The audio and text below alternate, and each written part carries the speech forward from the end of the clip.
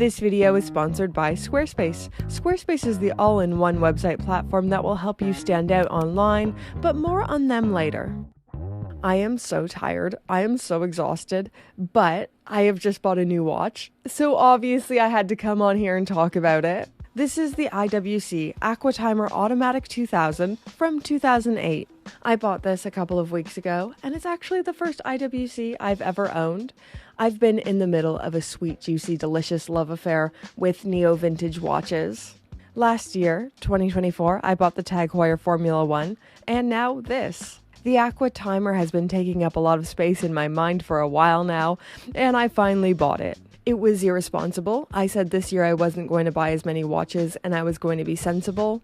But you don't watch this channel to see the purchasing decisions of a sane person. Are you not entertained?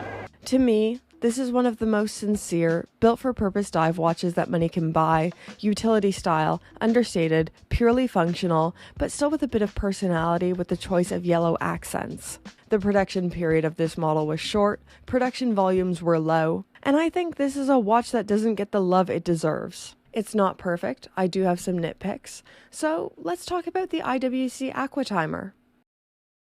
Looking at the specifications, this has a titanium case material, 42mm diameter, my calipers measured it as 15.3mm thick, and a lug-to-lug of 49.2mm. On the wrist, this feels very large, larger than the specifications would suggest with the integrated rubber strap. So here it is on my 5.5-inch wrist versus my husband's 7-inch wrist. I think I'm in denial that this is too big for me. There is enough overhang that I shouldn't really wear it, but I'm trying to convince myself it's okay, and I would love it if you lied to me as well in the comment section. As per usual, it looks perfect on my husband's 7-inch wrist. It's just annoying at this point. Every watch that I really like looks better on him, but almost all of the watches I like are designed for men's wrists, so I think this is just something I have to accept going forward. I would emphasize that the integrated rubber strap does flare out, causing this to wear more like a 55mm lug-to-lug, maybe even a 56mm lug-to-lug. There's a style of watch that I really enjoy, and I think this falls into that category, and I call it the obnoxiously big watch. I am thinking AP Royal Oak Offshore kinda large, and this is exactly how this feels for me. But I would argue this is far cooler than an AP Royal Oak Offshore. One of the biggest talking points about this watch, if not the biggest, is the water resistance and functionality. So this is a super compressor style of diver, and it was the first commercially available dive watch capable of withstanding depths of 2,000 meters or 2 kilometers. I mean, the depth capabilities are insane. I don't really need this. I just think it's cool. The example I own is from 2008, which is when IWC used ETA or ETA calibers. Powering this watch is the automatic 30110 movement, which is based on the chronometer grade ETA 2892A2, which is the thinner and finer of the two principal ETA calibers. It has 42 hours of power reserve, keeps great time. I'm super happy with it. Speaking of things I'm super happy with, have I told you guys about today's fabulous video sponsor, Squarespace? Yet another seamless integration, Brittany. How do you do it? But for real, I've been using Squarespace since before they were a channel sponsor because they are the best place to make a website for absolutely anything. They have hundreds of pre-made website templates for your online store, personal blog, podcast, brick and mortar shop, business one-pager. I don't know what you need a website for, but Squarespace will definitely have the right template to fit you. Everything you don't know how to do when it comes to making a website, Squarespace makes it easy. All you have to do is choose a website template, plug in your information, and bam! In under an hour, you could have a website up and ready to go. They have this thing called Design Intelligence, which uses AI technology to create a personalized website tailored to your unique needs. And everything is still fully customizable, so if there's anything you want to tweak or edit to make it perfect, that's still doable, baby.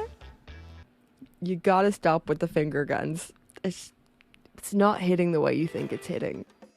Then, when it's time to get paid, Squarespace Payments manages your payments all in one place, and they give your customers so many ways to pay with methods like direct debit, Klarna, Apple Pay, Afterpay in the US and Canada, and ClearPay in the UK.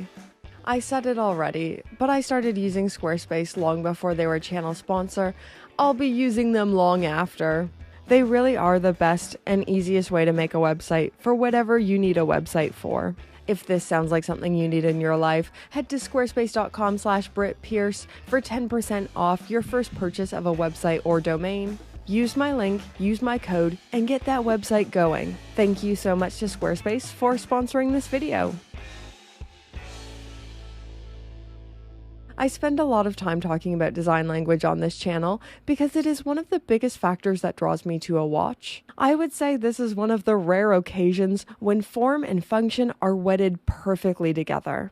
This is a dive watch that doesn't look or feel like anything else. The closest comparison might be other super compressors, but this is still pretty unmistakable. So there are two crowns that operate very different functions. The 2 o'clock crown operates the hands and the quick set date. One of the great things about ETA movements is hacking seconds for those who like to be quite precise with their times. Now the 4 o'clock crown drives the internalized unidirectional bezel. The bezel only moves when winding it away from you, and it is unidirectional, so if something should go wrong, you can only shorten your dive and not extend it. The colors used are very bold, with bold yellow accents on the internal bezel and on the minute hand, with the yellow parts being your dive instrument. So the yellow seconds hand illuminates the most important information you need to see while diving and brings your eye immediately to the more valuable information. And the dial has a lot of lume, with all the yellow and white elements being fully lumed to meet ISO standards.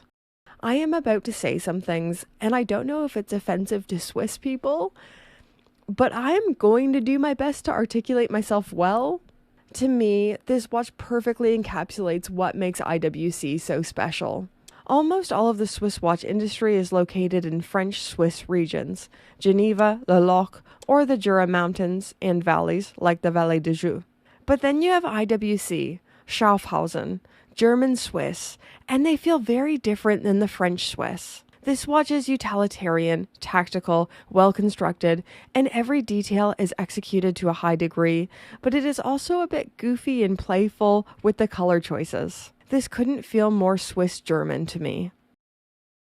It wouldn't be a Brit Pierce video if we didn't overthink the strap. Is this not why you were here? So I opted for the rubber strap variation, so this is a high-quality, vulcanized rubber strap with a titanium buckle to match the case material. This is a very comfortable rubber, and it shows the level of detail IWC put into the strap. You will see relief channels that meet the skin, which allows your skin to breathe and expand and sweat, all that stuff that skin does. The aqua timer is also available on bracelet, which is very cool. I just had the delusional idea that if I got the rubber, it would be more likely to fit me. Okay, so I always talk about money and affordability because it is an important and critical part of buying a watch. So I paid £2,500 for this, and the condition was listed as used, very good on Chrono24. I don't think I got the deal of the century, nor do I think it was priced unfair.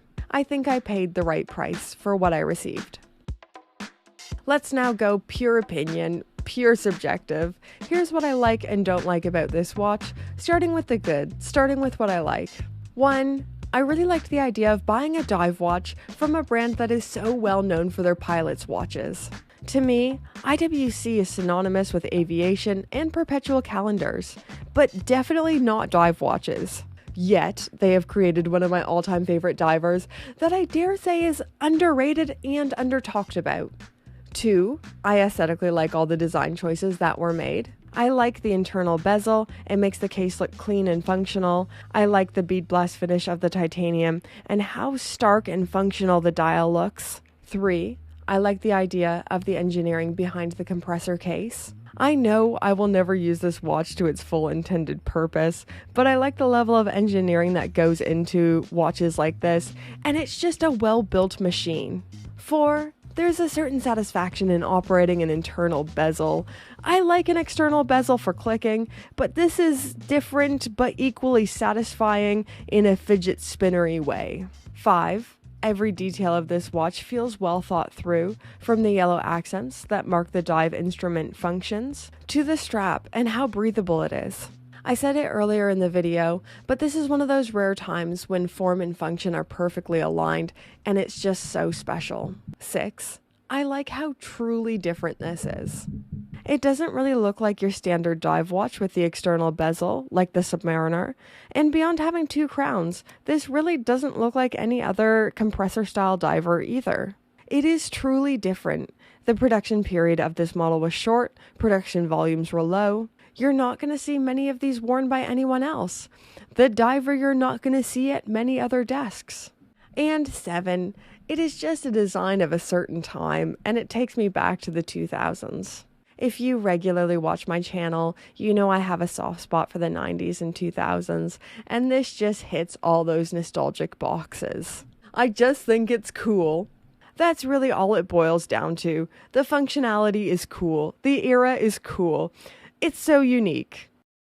Okay, so that's what I like. Now on to what I don't like, and the list is short. 1. The size. Obviously, it is too large for me, but I've got it in my delusional brain that maybe one day somehow this could work for me, and I'm gonna keep trying to make it work. Like a bad relationship, and you know you should break up, and you know you don't work, but you're gonna try to make it work. 42 millimeters is pushing the edge of what I can wear in the best of times, but 42 millimeters with an integrated style of bracelet or strap, I am sized out. And I honestly can't think of anything else I dislike about the Aquatimer, and that's probably why I bought it. I like so much. We will give it a bit of time, let it marinate, and see if there's any big things that I dislike about this watch in the future. But anyways, guys, that is my newest watch purchase, and I had to come on here and share it with you.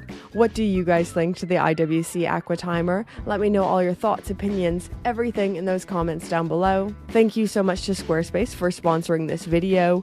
Legends. And now, other legends, Pope tier patrons, get their names on the screen.